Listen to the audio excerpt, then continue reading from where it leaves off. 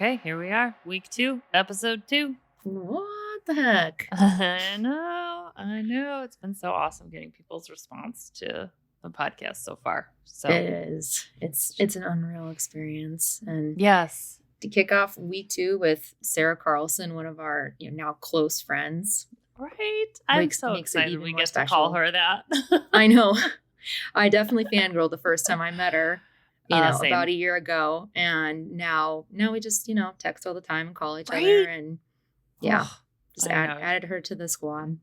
Absolutely. I love it. Definitely added to the squad. And she has a story that I always thought was like the craziest thing I'd ever heard. Mm-hmm. And then you were like, this is kind of common for people with epilepsy. And I This was like, what? This happens. It's just one of the many fucked up things that happens to us. Yeah, no idea. So maybe you guys, and I'm sorry if anyone can relate to it, but I mean, just got to hear Sarah's story and how she came through that storm. Just an amazing human. Yeah. If she can do this, she can do anything. Absolutely. Totally. Yes. So we are so excited for you guys to listen and make sure that you stick around after the conversation with Sarah to hear our epilepsy fave of the week. And also, of course, we have to thank our sponsors. We so appreciate them just supporting us and keeping things going with our podcast. And we would like to thank Neurelis and SK Life Science for that. And if you guys feel so inclined to support us and help us keep the lights on, we do have a link in all of our podcast distribution pages, no matter where you're listening. It starts with like Anchor something. And you can just, if you want to shoot us a few dollars, we won't argue. But no pressure at the same time. None at all. Because if we get it, everyone's broke.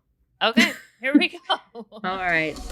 Welcome to What the F. We are so excited to have our guest here today, Sarah Carlson. She is an epilepsy awareness advocate and just overall badass.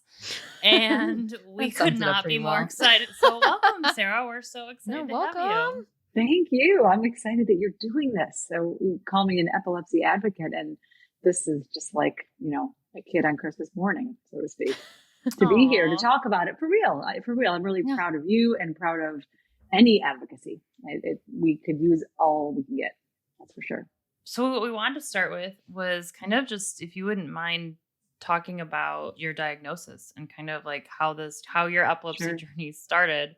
There's some overlap. Lexi and I were talking earlier. We're like, it's really strange because like Sarah's kind of like a blend between the two of us in like this in our stories and our experiences, which actually happens probably all the time. Right. Yeah. So I was diagnosed. I'm 46 years old now, so I have to admit that because my journey is going on 14 years.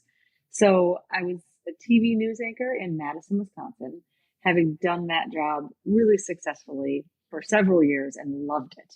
At the time, a morning show that was fun and very, very early, waking up at 2, 3 in the morning. Oh my God. Gosh. Yeah. Well, yeah. So, but all of a sudden I would feel funky reading a teleprompter, like I'm looking at the two of you right now, but reading a teleprompter and still read a story, but feel it kind of this ucky feeling.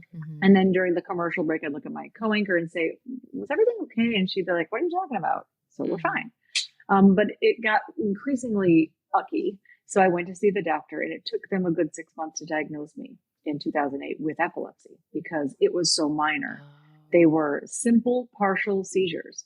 So I could still do things like read a teleprompter and so on.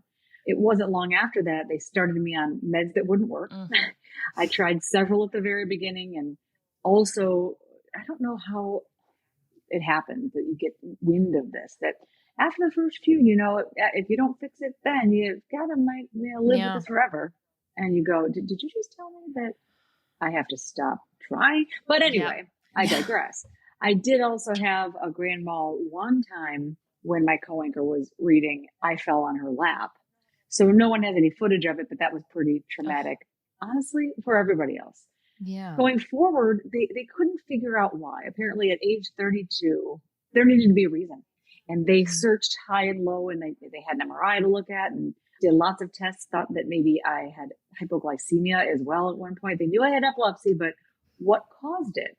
And I got asked if I'd fallen about 600 times or if I was doing illegal drugs. Yeah. That was my favorite part. Every doctor would pull me aside or assistant, and you can tell me if you're doing drugs. I'm like, when in the world do you think I have time? I had a 1 and a 3-year-old. So it was 2 years later, 2010, they found a brain tumor. And when I say that to people, they go, oh my gosh. But honestly, it was a relief because we knew the why. And it was operable and they removed it. Why did it so take that was 2 like this years big to like because you said they did MRIs. Was it just so small they missed it? Or pretty much. And it was what type of brain tumor? Fibrillary astrocytoma. I'll never forget. Why did I ask? So I don't even know that. To answer both questions, first of all, yes, they didn't see it, but that's frustrating because I think, well, should they have? Yeah. And then I never looked back and went, oh, I'm going to be mad at someone that they didn't catch it. Because when you see the MRI from 2008 and 2010, you go, wow, okay, that's not easy to spot. But it was such a rare tumor. Now, they didn't know, actually, they went in to do surgery on a mass in my brain. They didn't know what it was until after they got it out, looked at it here in Madison, and couldn't figure it out. It had to be sent to Mayo, to the Mayo Clinic to be diagnosed. You had a special tumor. I had a special tumor, and I kind of wish, and I got to say that or something.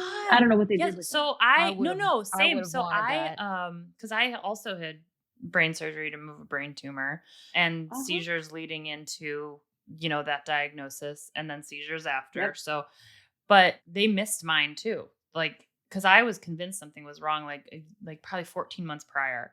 And I had 2 brain tumors. They were like, just check. They were just checking on the first one. They're like, first one looks fine. It's a pituitary tumor. It's like the best. I call it the Prada of brain tumors. It's like the best one to have. Because you don't have to, most of the time, you don't have to do anything.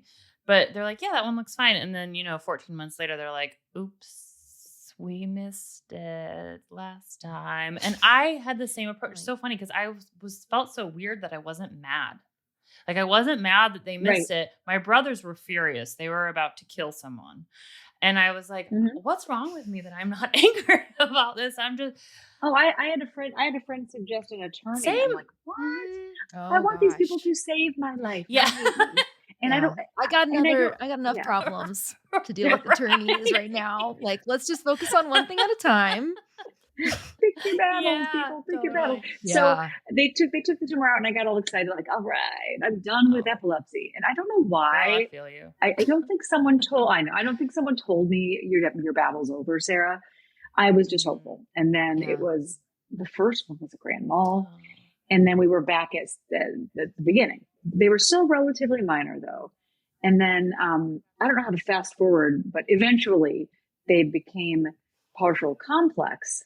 They evolved. My seizures evolved because it was scar tissue. And as my doctor likes to put it, my hippocampus decided to join in on the fun. So it was like, oh, you're doing something funky over there? Why don't I just join in on the party? I love your doctor. Yeah. Yeah. Oh, he's fantastic. And he's kind of soft-spoken guy, a gentleman. And then to crack a joke like that, it's, he'll throw out little zingers and you're like, what? Right. So, and it was very calm about it, but that's, there isn't anything you can do except keep looking and keep fighting, looking for a med and keep fighting. Yeah. So I wasn't having any luck and I lost my license at that point. In fact, it was a car accident that, man, it's a good thing my fiance is not here right now because he was on the phone with me in the car. I wasn't doing anything illegal, but I was driving home from the gym, excited about my workout. I kid you not. This is the kind of thing that John and I have in common. And he heard it. I didn't know I shouldn't be driving. So I still had seizures. They felt minor enough that I could be okay still behind the wheel because they were so minor for so long. And I crashed my car into the neighbor's house. So I was almost home and I must have gunned it. He said he could hear me hit the gas. And so I'm lucky to be alive, not because of that brain tumor in I look back at that and go, okay, check the box. But that accident Lucky that no one else was hurt. I didn't have anyone in the car. No one was in the room I hit, on the sidewalk, and so on and so forth. Just a little bit of a bad neck. Wow. Hardly anything.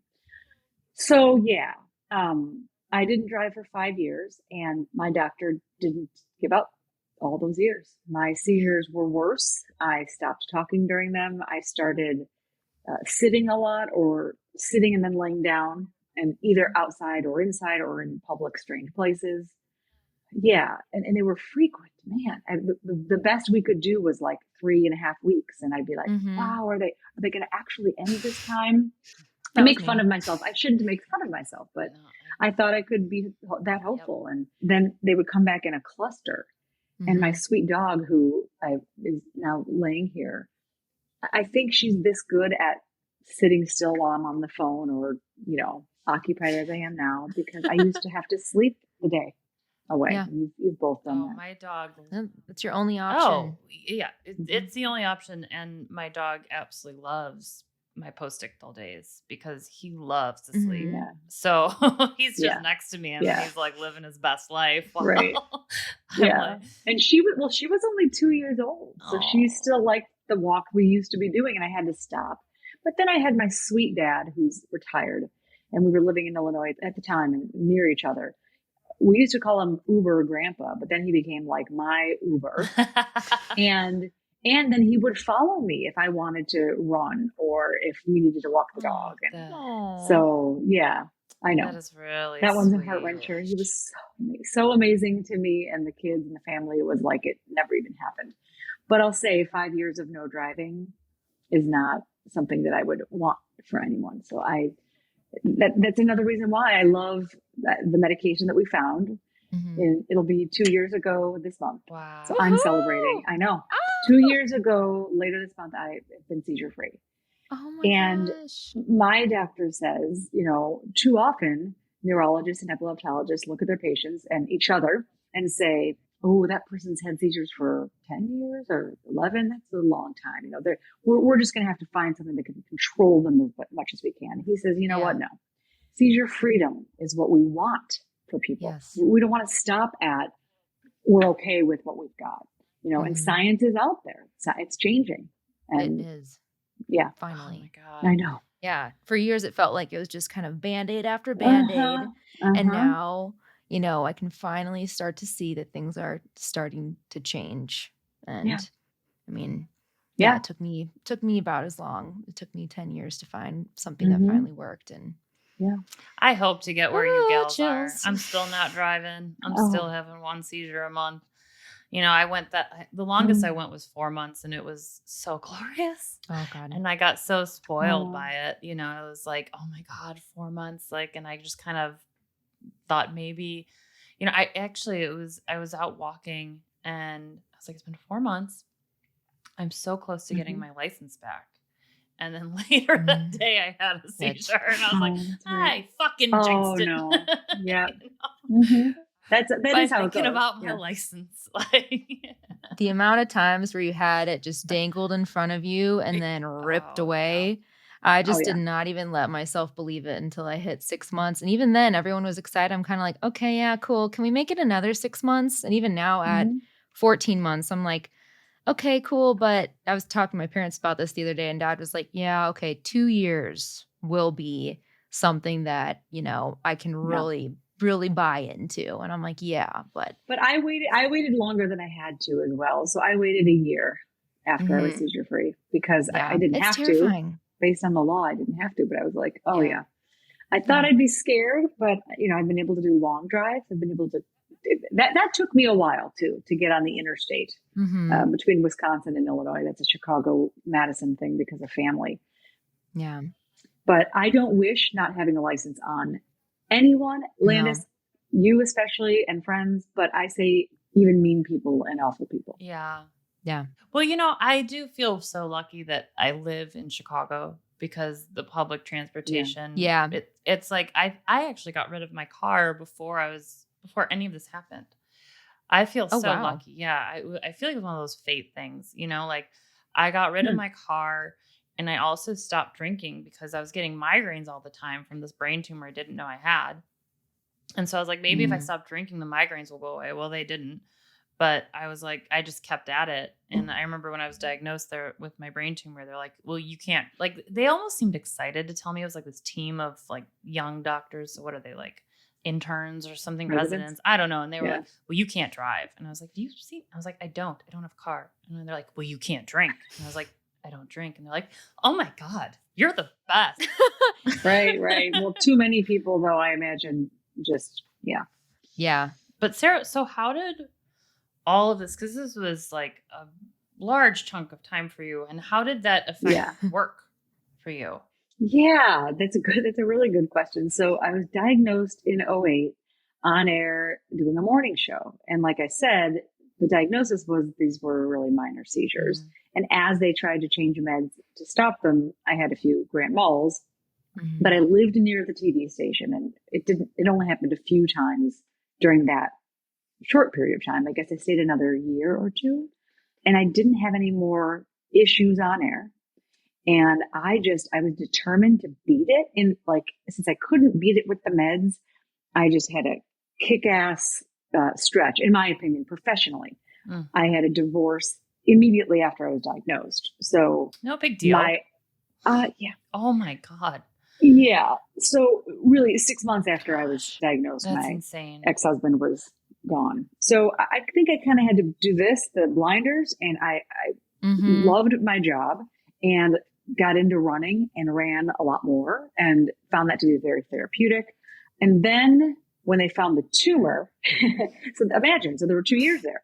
They found the tumor also just for lots of other reasons. I was allowed to leave the TV station. I was on long-term disability, and they did the surgery. God, it was 10 years ago in 2020. So 2020 was a big year for me, actually, for a lot of reasons. Sure. I know with COVID and everyone hated that, and I hate that too, but I had a lot of positive things happen. So the 10-year mark post-surgery. But anyway, it's the year my seizures stopped. I moved or got things back in order with my kids, which I'm jumping forward. So I took a job at a different TV station for a lot of different reasons.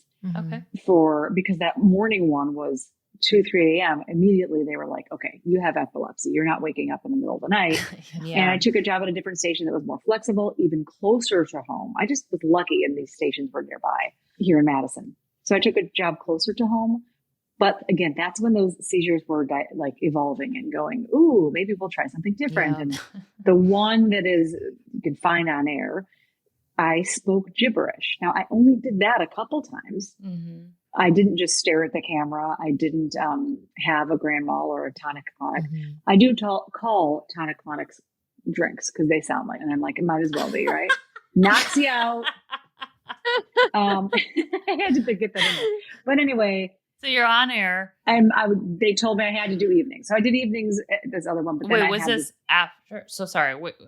Post-surgery. I lost track. Okay. Yep. Post-surgery. And I was allowed to take a job because it was a different shift and it was better for the seizures. That's when I had the one on air where I speak gibberish. Got it. And my stress levels were higher for a lot of different reasons. And my neurologist at the time said, if you don't look for a different job out of news, I don't want to work with you anymore, because that is clearly such a stressor. I don't think he put, I'm making that sound like he was much harsher, but it was something along those lines. Like you got to get out of this. And I trusted that person very much so. So I started looking, and this is where we talk about stigma. I didn't even think about it until after it was over, maybe years, but I'd been on the air a long time. I'd also been off of TV for 2 or 3 years working in public relations and media relations at one of the local hospitals. I hadn't done anything wrong. and there were communications positions and other things I applied for, and I couldn't get interviews. You couldn't even get an interview? I didn't. No, not for the jobs that would have suited me. I had an interview. Jeez. Then a follow-up with a company that had nothing to do with communications. It was for sales of something I won't get into, but would have involved travel, by the way.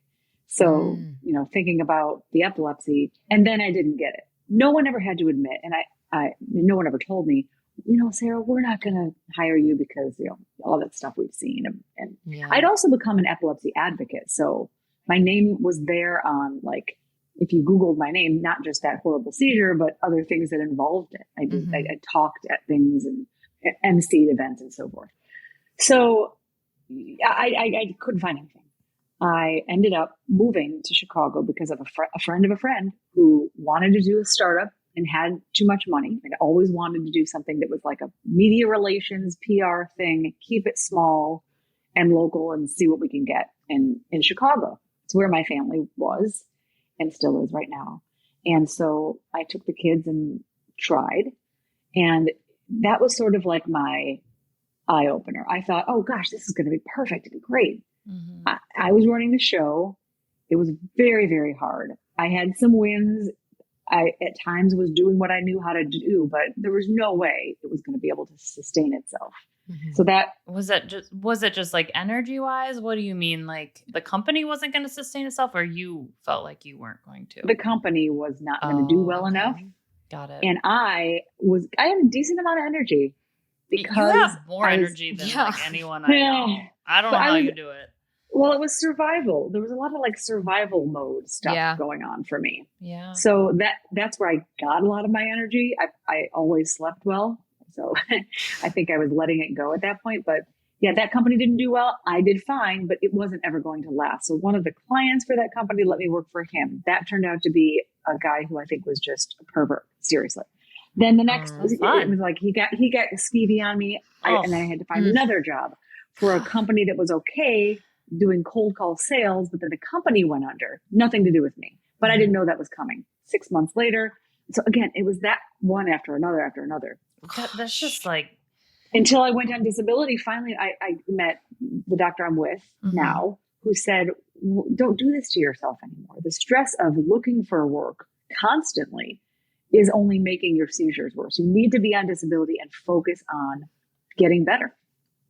So that was hard for me to take in. Yeah. What do you mean, Lexi?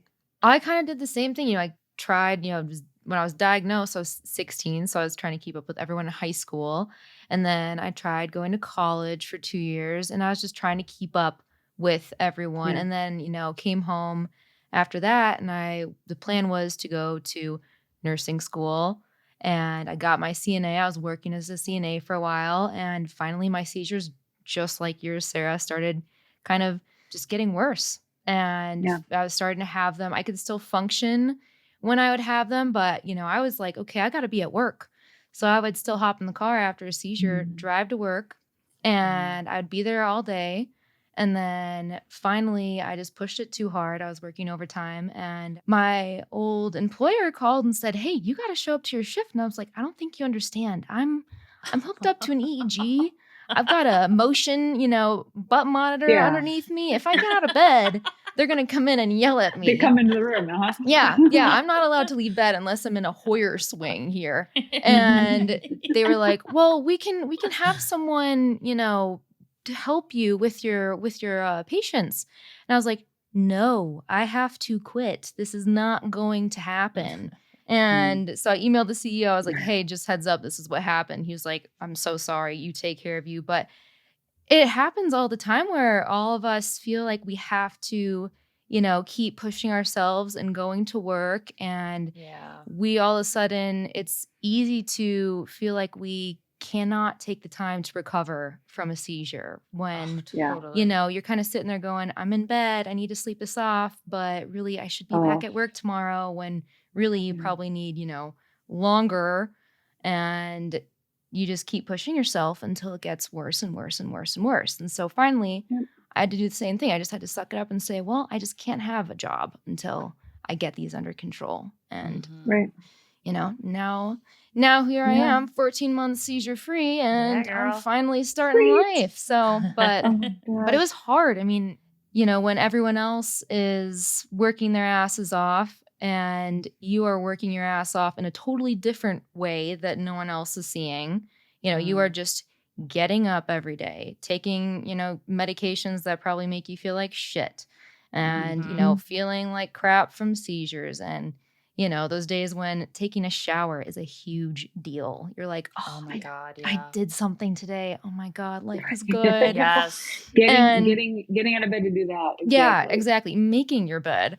I mean, any of those things. And people just do not see that side of, that's your full-time job is just surviving, like you said. Mm-hmm. And right. Yeah, it was really hard to accept. Okay, I just, I think we lie to ourselves, but we don't mean any harm. Mm-hmm. And we lie to other people and don't mean any harm. Yes. Especially in my case, family. I would say, no, I'm fine. I'm doing fine. Oh, yeah. And I don't know that I felt like I wasn't, but I didn't really check with myself and go, am I really okay? And this is what during those years of trying to keep going. Sure. The kids were growing up and I was going to, I have to work. I don't know why I didn't say, okay, wait a second. Yeah. This is ridiculous. Yeah. And I think I lied to the doctors too. I didn't just say, oh, I can handle this. I had, how are you feeling during the day? Pretty well, pretty good. Yeah. Pretty much. It's like, how honest do I want to be with these questions? It's kind of what you ask yourself when you're in the doctor's office. You're like, okay, I can answer these, questions extremely honest and go down a whole different rabbit hole, or I can just say, I'm fine. I'm still having seizures. Mm-hmm. Right. Help me. Yeah. Because sometimes it's easier to do that. I don't know why. It felt that way. So I found the medication that's worked for me. Yep. It's been tremendous. It happened fast. Months would go by and I'd be like, no way. There's no way. I would tell myself it's about to happen. But I can also say with real honesty that I felt different. So I knew there wasn't like this, like something hovering over me over here. And then interestingly, I have been back in town. I moved back from Illinois to Wisconsin, and I had a local columnist here who covered what happened to me years ago when I was in news 10 years ago on my epileptic seizures on air and so on. Great guy and really well-known columnist. Did a follow-up piece on me, and I read that. Oh yeah, right, phenomenal. and it was. Thank you. We'll include a link to it in this podcast episode. There will be a link. And he's a great writer, a really well-known writer around here. And I revealed in that interview that I would like to work again, and I didn't say immediately or soon or never, but that I would like to work again. And I had met a few people who I told that. And interestingly, talking about the stigma, I don't know if this is true or not, but my brain is kind of going, well, come on, Sarah, snap out of it. I'm having more luck now than I did back when I was in news and being told to try something different because of the seizures, that I could still work, but I should be doing something in communications that was, a little slower paced. The pace of a newsroom is difficult and different. Mm-hmm. And it's live. So the stress of live, and then if something happens, you're in trouble. But compared to if I could get a really good communications or media relations job at the time, if I'd had those minor seizures, it wasn't going to end what was happening in the day. So here I am, and feeling like I have a lot more opportunities, at least people who are willing to talk to me, hopefully job offers and prospects. It's been a different, crossing my fingers and legs and toes and things. Yes. So yeah, and I feel ready. It's lovely how my family worries about me. Are you sure you're ready? Well, I'm not working right now, so they don't have to worry, but they worry. Mm-hmm. And I say, look, I'm ready. I'm excited. I want to find the right thing. It's my first job in 5 years, and that's okay. But I need that job to be flexible, and so many are these days too. Yeah. COVID has changed that entirely for everybody. So 100%. Yeah. Mm-hmm. Another, I hate even saying it, but another pandemic perk where you're like, I mean, it's a healthier lifestyle for some people to work from home. Absolutely. Mm-hmm. It just is. And some of the time, that hybrid thing, like a lot of people are in and out. Mm-hmm. Yeah. So, my last job, they were like, you can come in, because they were very accommodating, but every place has its limitations too. Yeah. And so I came in, I was like, okay, I'll come in every week, once a week. And then I started having seizures in the office, and they're like, you just never need to come in. And I was like, that is totally fine. There you go. I was like, are you just tired of picking me up off the bathroom floor, guys? Yeah, but really.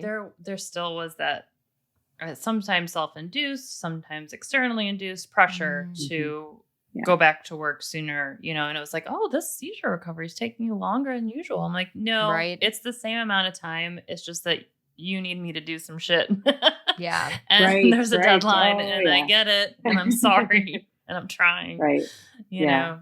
Yeah. 10 times harder to recover when you have something looming over you and you're like, I gotta be somewhere. I gotta do something. And you wake up the next morning, you're like, oh shit, I still feel like crap. Okay. Give me one more day. And then next day, still same place. Yep. Right. And I don't even think I was having seizures where I drove and then also when I didn't drive during that stretch in Illinois before I went on disability where I don't know how to describe it. One of the jobs I had, they interviewed me for a job. I knew what I was going to be doing. I won't get specific because I don't want these people to feel like they're going to figure out who they are. But once I started, I was probably a little slower than they expected. Mm-hmm. But I wasn't missing a deadline, missing a meeting, or having seizures in the office at the time. It just wasn't happening. But I had my managers come to me and say they were putting me on probation because they didn't. They weren't happy with what I was doing, and they made things up that they expected.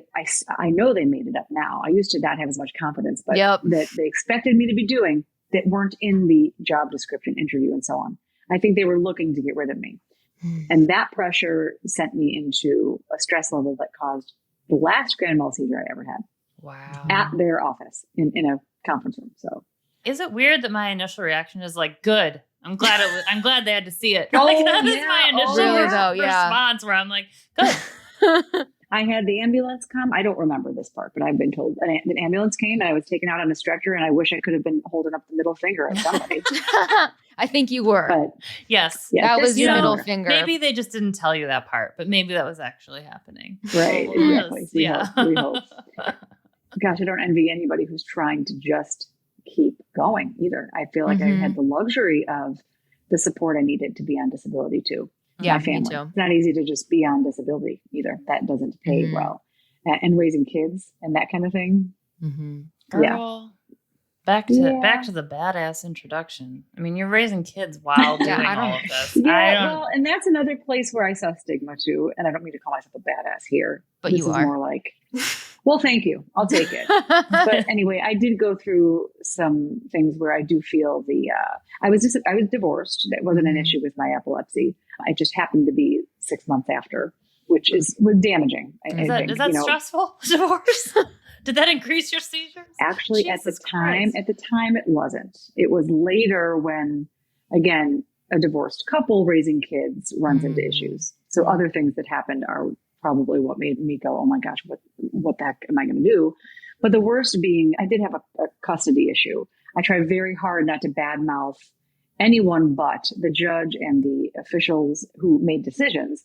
But I had the kids taken, essentially. Mm-hmm. I try to talk about this carefully because they ruled that the kids should move. And I was living in Illinois, but I was told to visit them, that I had to travel. And I didn't have a driver's license. And there was no real reason given for a lot of this. Gosh. So I don't feel comfortable that I know somewhere in the back of their minds or something they read or maybe some preconceived notion of what an epileptic's life is. Mm-hmm. They went, oh, no, they shouldn't be with her. Yeah. Something. Again, that's not in anything official that was written. Right. What was written doesn't make sense to me either, by the way. It's not like, I swear I didn't do anything of harm. But wow, who takes children away from a mother who's disabled?